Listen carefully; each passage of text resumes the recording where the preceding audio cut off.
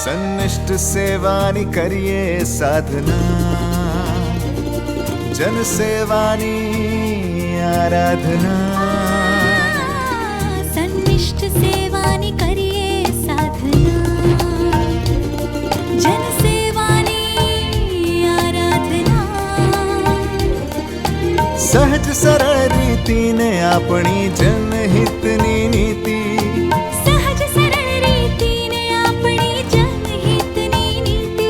સાથે મળીને લખીએ આપણે જય ગાથા ગુજરાતની, યશ ગાથા ગુજરાતની, જય ગાથા ગુજરાતની, યશ ગાથા ગુજરાતની. નમસ્કાર દર્શક મિત્રો, આપણા રાજ્યની છેલ્લા 2.5 દાયકાની સફરે ગુજરાતને દેશમાં વિકાસના પર્યાય તરીકે પ્રસ્થાપિત કર્યું છે. આપણા રાજ્યની આ ઓળખને વધુ મજબૂત કરવા મુખ્યમંત્રી શ્રી ભૂપેન્દ્રભાઈ પટેલના નેતૃત્વ હેઠળની રાજ્ય સરકાર સુઆયોજિત રોડમેપ સાથે આગળ વધી રહી છે. વિકસિત ભારતની સંકલ્પનાને સાકાર કરવા સર્વાંગી વિકાસની વિભાવના સાથે અગ્રેસર રહી આપણું ગુજરાત વિકાસના નવા આયામો સર કરતું રહે તેવી આશા સાથે શરૂ કરીએ આપણો આ લોકપ્રિય કાર્યક્રમ યશગાથા ગુજરાતની.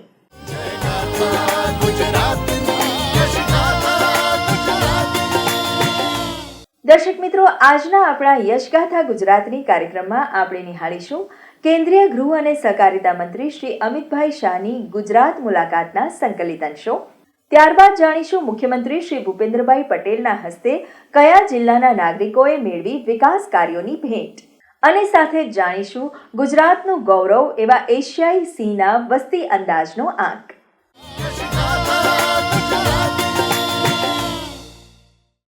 નાગરિકોને ઉત્તમ સુખ સુવિધાઓ પહોંચાડવા માટે હંમેશા તત્પર અને દેશ અને રાજ્યના વિકાસ માટે સંકલ્પબદ્ધ એવા કેન્દ્રીય ગૃહ અને સહકારિતા મંત્રી શ્રી અમિતભાઈ શાહ તાજેતરમાં ગુજરાતની મુલાકાતે પહોંચ્યા હતા. તેમની આ મુલાકાત દરમિયાન તેઓ વિવિધ કાર્યક્રમોમાં ઉપસ્થિત રહ્યા હતા અને ગુજરાતના નાગરિકોને અનેકવિધ વિકાસ પ્રકલ્પોની ભેટ અર્પી હતી. નાગરિકો માટે હરહંમેશ સમર્પિત જનપ્રતિનિધિ છે કેન્દ્રીય ગૃહમંત્રી અને ગાંધીનગર લોકસભાના સાંસદ શ્રી અમિતભાઈ શાહ. તેમના નેતૃત્વમાં ગાંધીનગર લોકસભા વિસ્તારના નાગરિકોની સુવિધામાં વધારો કરવાના હેતુ સાથે છેલ્લા 6 વર્ષમાં અંદાજે ₹25,000 કરોડના અનેકવિધ વિકાસ કાર્યો હાથ ધરવામાં આવ્યા છે, જે પૈકી ₹4,260 કરોડના વિકાસ કાર્યો માત્ર ગાંધીનગર ઉત્તર વિધાનસભામાં જ હાથ ધરવામાં આવ્યા છે, જેનો વ્યાપ વધારતા તાજેતરમાં કેન્દ્રીય મંત્રી શ્રી અમિતભાઈ શાહે ગાંધીનગર મહાનગરપાલિકા, ગુજરાત અર્બન ડેવલપમેન્ટ ઓથોરિટી તથા ગાંધીનગર જિલ્લા વહીવટી તંત્રના કુલ ₹708 કરોડના વિવિધ વિકાસ કાર્યોનું ઈ-લોકાર્પણ અને ખાતમુહૂર્ત કર્યું હતું. ગાંધીનગરના કોલવડા ખાતે આયોજિત આ કાર્યક્રમમાં કેન્દ્રીય ગૃહમંત્રી શ્રી અમિતભાઈ શાહે જણાવ્યું હતું કે વડાપ્રધાન શ્રી નરેન્દ્રભાઈ મોદી જ્યારે ગુજરાતના મુખ્યમંત્રી શ્રી હતા ત્યારે તેમણે ગુજરાતમાં વિકાસનો યજ્ઞ શરૂ કર્યો હતો. ગુજરાતના આ વિકાસ યજ્ઞની તર્જ પર વડાપ્રધાન શ્રી દેશના વિકાસ કામો કરી રહ્યા છે. વિકાસની સાથે ભારતને તમામ ક્ષેત્રે સુરક્ષિત બનાવવાનું કામ પણ વડાપ્રધાનશ્રીએ કર્યું છે અને તેમના માર્ગદર્શન હેઠળ ભવિષ્યમાં પણ ભારતનું સુરક્ષા ચક્ર વધુ મજબૂત અને અભેદ રહેશે. मोदी जी ने भारत को विकसित बनाने में तो कोई कसर नहीं छोड़ी. हर एक क्षेत्र में विकास के नए आयाम और नए रिकॉर्ड की सृजन हो रहा है. परंतु नरेंद्र भाई ने हमारे देश को सुरक्षित करने का काम भी हमारे नेता नरेंद्र मोदी जी ने हर हमले का जवाब इतनी मक्कमता से दिया है कि आज पूरी दुनिया आश्चर्यचकित होकर देख रही है और पाकिस्तान भयभीत होकर उसका अनुभव कर रहा है. ગાંધીનગરની જનતા વતી ભારતીય સેના અને વડાપ્રધાનશ્રીને અભિનંદન આપીને આભાર વ્યક્ત કરતા કેન્દ્રીય મંત્રીશ્રીએ કહ્યું હતું કે જ્યારે પણ વિશ્વમાં મિલિટરી ઓપરેશન્સને યાદ કરવામાં આવશે ત્યારે વડાપ્રધાનશ્રીના નેતૃત્વમાં ભારતીય નારીના સન્માનમાં અપાયેલા નામ સાથે શરૂ કરવામાં આવેલા ઓપરેશન સિંદૂરની સફળતાની ચર્ચાઓ ચોક્કસપણે થશે. પાકિસ્તાન દ્વારા પરમાણુ બોમ્બની ધમકી સામે ભારતીય વાયુ, જળ અને થલ સેનાએ ઈંટનો જવાબ પથ્થરથી આપ્યો છે.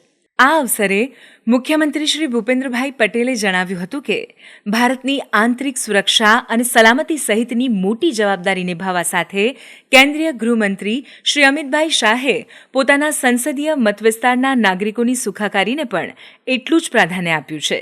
ગાંધીનગર વિસ્તારના દરેક નાગરિકને જરૂરી તમામ સુવિધાઓ પૂરી પાડવાની તેમની નેમ છે. ગાંધીનગરમાં ભવિષ્યમાં ઊભી થનારી જરૂરિયાતોને ધ્યાને રાખીને આદરણીય નરેન્દ્રભાઈ અને શ્રી અમિતભાઈના માર્ગદર્શનમાં જન સુખાકારીના વિવિધ આયોજનો થયા છે. વિકાસના કામો માટે નાણાંની કોઈ કમી ન રહે તેવું સુદૃઢ નાણાકીય વ્યવસ્થાપન શ્રી નરેન્દ્રભાઈ મોદીના નેતૃત્વમાં થયું છે.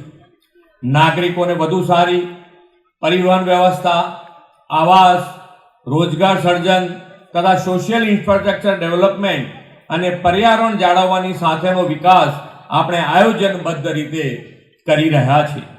મુખ્યમંત્રીશ્રીએ કહ્યું હતું કે વધી રહેલા શહેરીકરણ વચ્ચે પર્યાવરણની જાળવણી સાથે નગરજનો માટે શહેરોમાં પરિવહન, રોજગાર, આવાસ અને તમામ માળખાકીય સુવિધાઓ વિકસાવવાનો રાજ્ય સરકારનો દ્રઢ સંકલ્પ છે.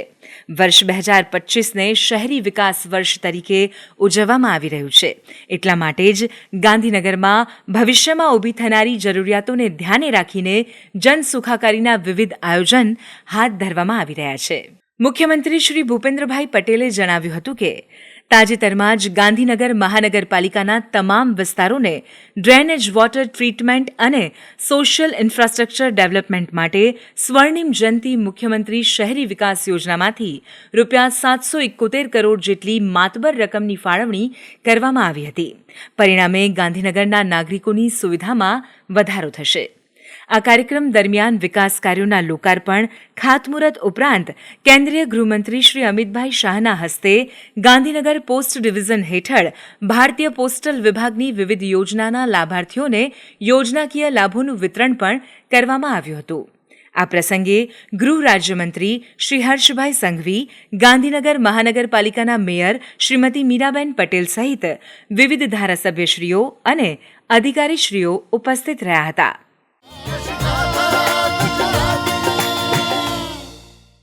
તેમની ગુજરાત મુલાકાત દરમિયાન કેન્દ્રીય ગૃહ અને સહકારિતા મંત્રી શ્રી અમિતભાઈ શાહે અમદાવાદના પલ્લવ બ્રિજના લોકાર્પણ સહિત અમદાવાદ મહાનગરપાલિકા તેમજ ગાંધીનગર લોકસભા વિસ્તારમાં અંદાજે ₹1,593 કરોડના ખર્ચે નિર્માણ પામનારા કુલ 94 પ્રજાલક્ષી વિકાસ કાર્યોનું લોકાર્પણ અને ખાતમુહૂર્ત કર્યું હતું, જ્યાં મુખ્યમંત્રી શ્રી ભૂપેન્દ્રભાઈ પટેલ ઉપસ્થિત રહ્યા હતા. આ અવસરે ₹170 કરોડના ખર્ચે હાઉસિંગ પ્રોજેક્ટ, ₹116 કરોડના ખર્ચે બ્રિજ પ્રોજેક્ટ, ₹86 કરોડના ખર્ચે વોટર પ્રોજેક્ટ તથા ડ્રેનેજ પ્રોજેક્ટ, ₹17 કરોડના ખર્ચે અર્બન હેલ્થ સેન્ટર, શ્રમિક સુવિધા કેન્દ્ર અને આંગણવાડી પ્રોજેક્ટ તેમજ ₹5 કરોડના ખર્ચે ગાર્ડન અને તળાવ પ્રોજેક્ટના લોકાર્પણ સહિત કેન્દ્રીય મંત્રીશ્રીના હસ્તે ₹394 કરોડના ખર્ચે નિર્માણ પામેલા 34 વિકાસ કાર્યોનું લોકાર્પણ કરવામાં આવ્યું હતું. આ ઉપરાંત ₹579 કરોડના ખર્ચે બ્રિજ પ્રોજેક્ટ, ₹356 કરોડના ખર્ચે વોટર પ્રોજેક્ટ તથા ડ્રેનેજ પ્રોજેક્ટ, ₹222 કરોડના ખર્ચે વેજીટેબલ માર્કેટ, શ્રમ સુવિધા કેન્દ્ર, અમદાવાદ હાટ, food park, school playground, party plot, મહિલા જિમ્નેશિયમ અને અર્બન હેલ્થ સેન્ટર પ્રોજેક્ટ તેમજ ₹42 કરોડના ખર્ચે ગાર્ડન અને તળાવ પ્રોજેક્ટના ખાતમુહૂર્ત સહિત કેન્દ્રીય મંત્રીશ્રીએ 60 પ્રજાલક્ષી વિકાસ કાર્યોનું ખાતમુહૂર્ત કર્યું હતું. આ અવસરે કેન્દ્રીય મંત્રી શ્રી અમિતભાઈ શાહે જણાવ્યું હતું કે એક નાગરિક એક વૃક્ષનો સંકલ્પ લઈએ તો અમદાવાદમાં ગ્લોબલ વોર્મિંગની અસર અડધા કરતાં ઓછી થઈ જાય. અમદાવાદના 15થી 25 વર્ષના યુવાનો જો વડાપ્રધાનશ્રીના એક પેડ માં કે નામ અંતર્ગત વૃક્ષ વાવીને ઉછેરે તો પોતાની માતા પ્રત્યે કૃતજ્ઞતા વ્યક્ત કરવાની સાથે ધરતી માતાનું ઋણ પણ ચૂકવી શકે છે. અમદાવાદ મ્યુનિસિપલ કોર્પોરેશને 1 વર્ષમાં 40 લાખ વૃક્ષો વાવવાનો સંકલ્પ લીધો છે. આ સંકલ્પમાં નાગરિકો સહભાગી થશે તેવી મને આશા છે. વડાપ્રધાનશ્રીએ છેલ્લા 11 વર્ષમાં આર્થિક ઉપરાંત સંરક્ષણ ક્ષેત્રને સુદૃઢ બનાવ્યું છે તેમ જણાવતા કેન્દ્રીય મંત્રીશ્રીએ કહ્યું હતું કે વડાપ્રધાનશ્રીએ રાષ્ટ્રજોગ સંબોધનમાં 3 બાબતો સ્પષ્ટ કરી છે. સિંધુનું પાણી અને લોહી એક સાથે નહીં વહે, ટ્રેડ અને ટેરરિઝમ એક સાથે ના થઈ શકે તથા ભારત હવે માત્ર પીઓકે વિશે અને આતંકવાદના ખાત્મા અંગે જ વાતચીત કરશે. વડાપ્રધાનશ્રીની રાજકીય દ્રઢ ઈચ્છાશક્તિ અને દેશની સેનાઓની વીરતા અને સજ્જતા, ગુપ્ત એજન્સીઓની સટીક જાણકારીના વખાણ આજે દેશની 140 કરોડ જનતા કરી રહી છે. ગુજરાત માટે વધુ ગૌરવની વાત એ છે કે વડાપ્રધાન શ્રી નરેન્દ્રભાઈ મોદી ગુજરાતના પનોતા પુત્ર છે. અમદાવાદ મહાનગરનો આ વિકાસ ઉત્સવ એ જ દિશામાં વધુ એક કદમ છે. અમદાવાદના નગરજનોને મળેલી ₹1,593 કરોડના વિવિધ વિકાસ કામોની ભેટ નાનામાં નાના માનવી, શહેર અને નગરને વિકાસની મુખ્ય ધારામાં લાવવાની નેમ સાકાર કરી રહી છે. વડાપ્રધાન શ્રી નરેન્દ્રભાઈ આવાસની સાથે સાથે લોકોની આવક સુનિશ્ચિત થાય એ પણ એમણે હર હંમેશ સાથે ને સાથે જોયું. નાનામાં નાનો માણસ હોય એ કેવી રીતે મુખ્ય ધારામાં આવે એના માટેનો પ્રયત્ન કર્યો છે. એમણે સૌથી સારી સ્વામિત્વ યોજના આપણે બધાને ખબર છે કે નાના નાના ફેરિયાઓ હોય એમના માટે આવકનું સાધન અને આવકના સાધનમાં વધારો કરવા માટે બેંકમાંથી લોન ના આપે અને બહારથી ક્યાંકથી લોન લીધી હોય તો વ્યાજનો દર શું હોય એ આપણે સૌને ખબર છે.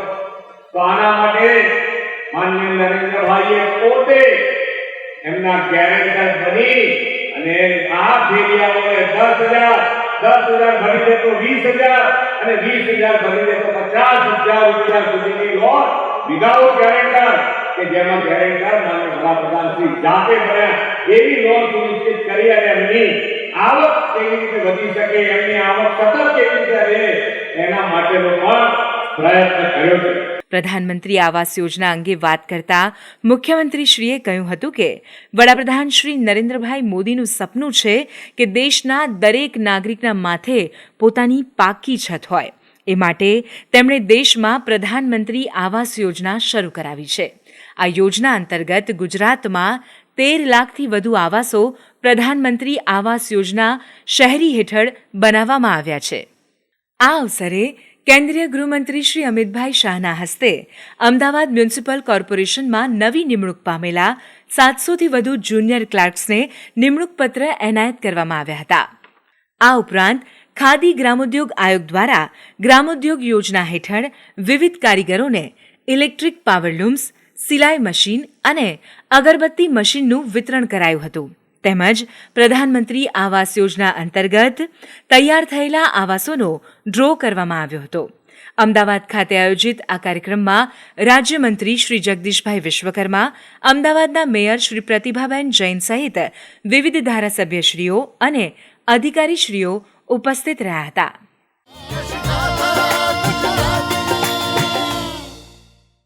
અમદાવાદ ખાતે કેન્દ્રીય ગૃહ અને સહકારિતા મંત્રી શ્રી અમિતભાઈ શાહના અધ્યક્ષ સ્થાને ગુજરાત રાજ્ય સહકારી સંઘ દ્વારા સહકારી મહાસંમેલન 2025નું આયોજન કરવામાં આવ્યું હતું, જેમાં મુખ્યમંત્રી શ્રી ભૂપેન્દ્રભાઈ પટેલ ઉપસ્થિત રહ્યા હતા.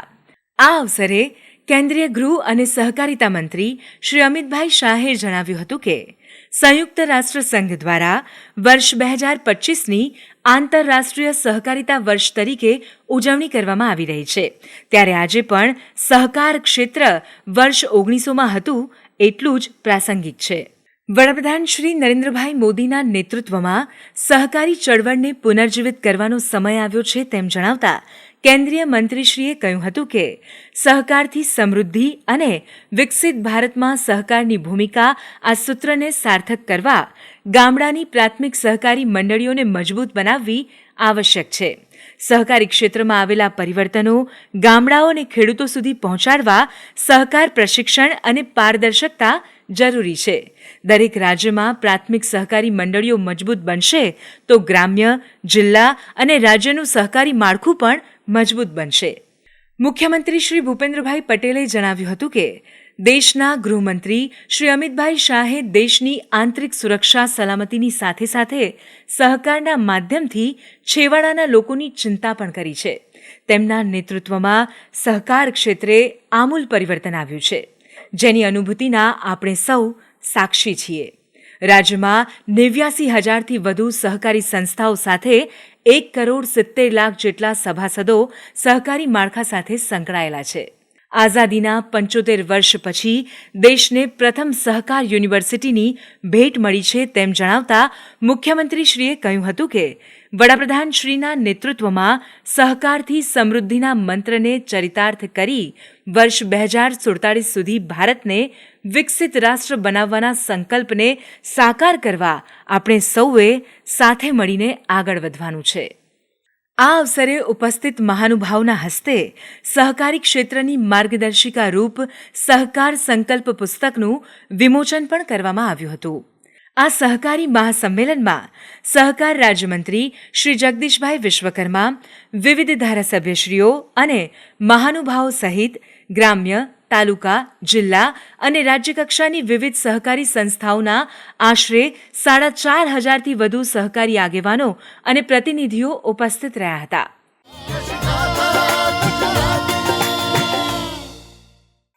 મહેસાણા જિલ્લાના વિસનગરના નાગરિકોને તાજેતરમાં મુખ્યમંત્રી શ્રી ભૂપેન્દ્રભાઈ પટેલના હસ્તે વિવિધ વિકાસ કાર્યોની ભેટ અર્પણ કરવામાં આવી હતી.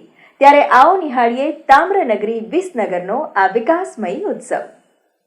મુખ્યમંત્રી શ્રી ભૂપેન્દ્રભાઈ પટેલના નેતૃત્વમાં રાજ્યમાં શહેરી અને ગ્રામીણ વિકાસના મહત્વ ઉપર ભાર મૂકીને દરેક નાગરિકને વિકાસના લાભ મળે અને દરેક યોજના હેઠળ સેચ્યુરેશન લેવલની સંકલ્પના સાકાર થાય તે દિશામાં કાર્ય થઈ રહ્યું છે. તાજેતરમાં તામ્રનગરી એવી વિસનગરના વિકાસને વેગ આપતા મુખ્યમંત્રી શ્રી ભૂપેન્દ્રભાઈ પટેલના હસ્તે વિવિધ વિકાસ કાર્યોનું લોકાર્પણ અને ખાતમુહૂર્ત કરવામાં આવ્યું હતું. નાગરિકોની આરોગ્યની સુખાકારી માટે મુખ્યમંત્રીશ્રીએ ₹30 કરોડના ખર્ચે નિર્મિત નવીન હોસ્પિટલ બિલ્ડિંગ, વિસનગર શહેરના નાગરિકોની સુખાકારી માટે ₹6 કરોડથી વધુના ખર્ચે નવી નગરપાલિકા બિલ્ડિંગ તેમજ વિસનગર તાલુકાના ગ્રામ્યજનોની સુખાકારી માટે ₹4 કરોડથી વધુના ખર્ચે નિર્માણ પામેલા નવીન તાલુકા પંચાયત બિલ્ડિંગ તથા વિસનગર નગરપાલિકાના ₹18 કરોડના વિવિધ વિકાસ કામોનું લોકાર્પણ કર્યું હતું.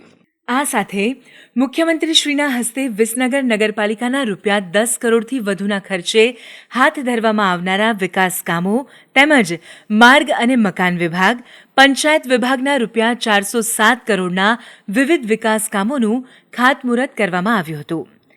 રાજ્યની વિકાસ યાત્રામાં નાગરિકોને સહભાગી થવા પ્રેરિત કરતા મુખ્યમંત્રી શ્રી ભૂપેન્દ્રભાઈ પટેલે કહ્યું હતું કે પ્રજાની સુખાકારી માટે વિકાસ કામો થતા હોય ત્યારે પ્રજાએ પણ તેમાં સહભાગી બનવું જોઈએ.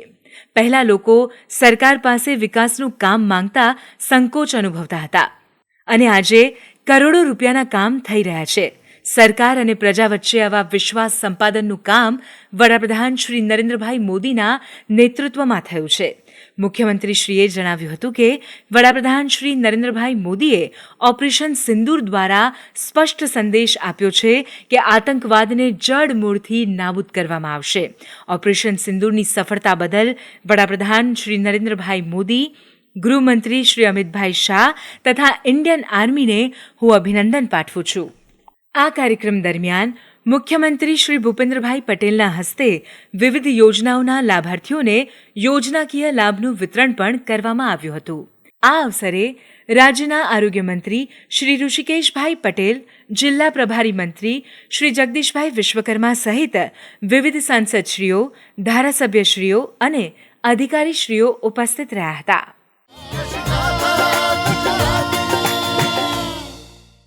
આપણા રાજ્યમાં વસતા એશિયાઈ સિંહ કુદરતી રીતે વિચરે, વિહરે અને વિકસે તે માટે રાજ્ય સરકાર પ્રયત્નશીલ છે.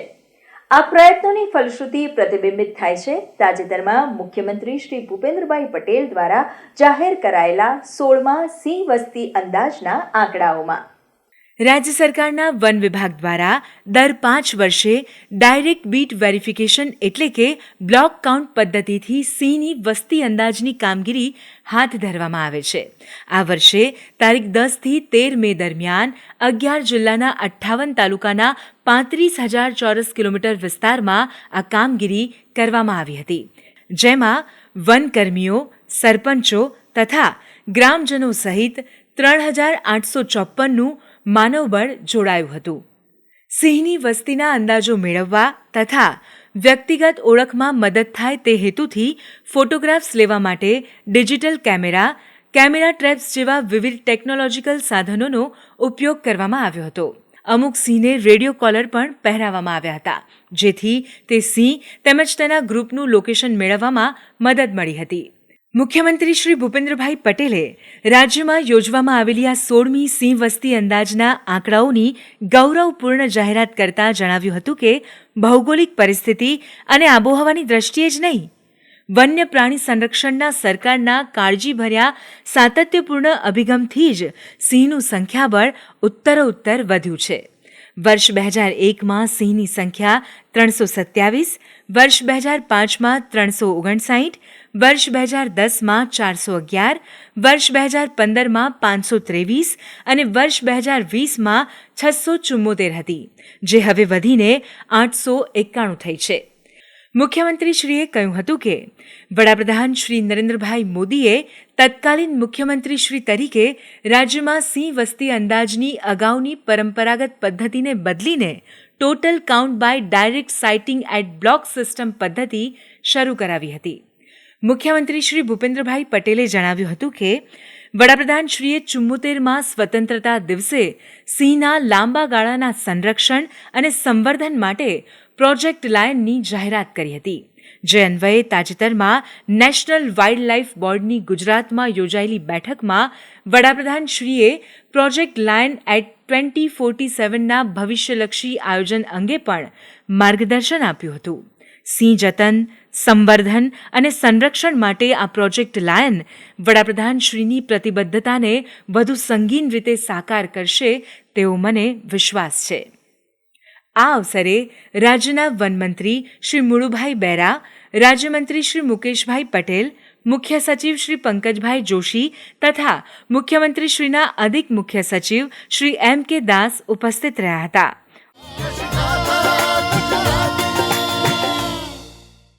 દર્શક મિત્રો, ગત સપ્તાહે ગુજરાત રાજ્યમાં થયેલ વિવિધ વિકાસ કાર્યો અને પ્રવૃત્તિઓને નિહાળીએ સમાચાર સારાંશમાં. મહેસાણા જિલ્લાના ગોજારિયા ખાતે કેન્દ્રીય ગૃહમંત્રી શ્રી અમિતભાઈ શાહના અધ્યક્ષસ્થાને શ્રી K.K. પટેલ અને શ્રીમતી મધુબેન પટેલ નર્સિંગ કોલેજનો ઉદ્ઘાટન સમારોહ યોજાયો હતો. આ ઉદ્ઘાટન અવસરે કેન્દ્રીય ગૃહમંત્રી શ્રી અમિતભાઈ શાહે જણાવ્યું હતું કે Poshan Abhiyan, Swachh Bharat Mission, Fit India Movement, Har Ghar Jal, ઘર ઘર શૌચાલય, મિશન ઇન્દ્રધનુષ, આયુષ્માન ભારત જેવી અનેકવિધ યોજનાઓનો લાભ છેવાડાના નાગરિકોને મળી રહ્યો છે. વડાપ્રધાન શ્રી નરેન્દ્રભાઈ મોદીના નેતૃત્વમાં આરોગ્ય સેવાઓ વધુ સારી રીતે મળી રહે તે માટે ભૂતકાળના 37,000 કરોડના બજેટને વધારી આજે 1,37,000 કરોડ જેટલી રકમ માત્ર આરોગ્યની સુખાકારી માટે ફાળવવામાં આવી છે. આ કાર્યક્રમમાં વિવિધ સાંસદશ્રીઓ, ધારાસભ્યશ્રીઓ અને અધિકારીશ્રીઓ ઉપસ્થિત રહ્યા હતા. દર્શક મિત્રો, યશગાથા ગુજરાતની કાર્યક્રમ અહીં સમાપ્ત થાય છે. ફરી મળીશું ગુજરાતના વિકાસની અવનવી વાતો સાથે આ જ કાર્યક્રમમાં આવતા સપ્તાહે. ત્યાં સુધી આપની રજા લઈએ. નમસ્કાર.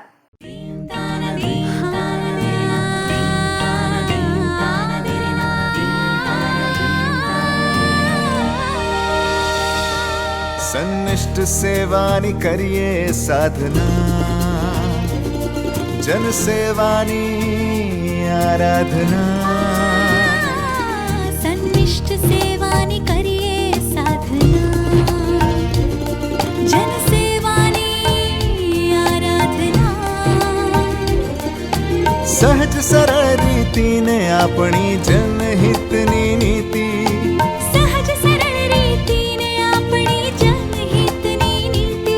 સાથે મળીને લખીએ આપણે જય ગાથા ગુજરાતની, યશ ગાથા.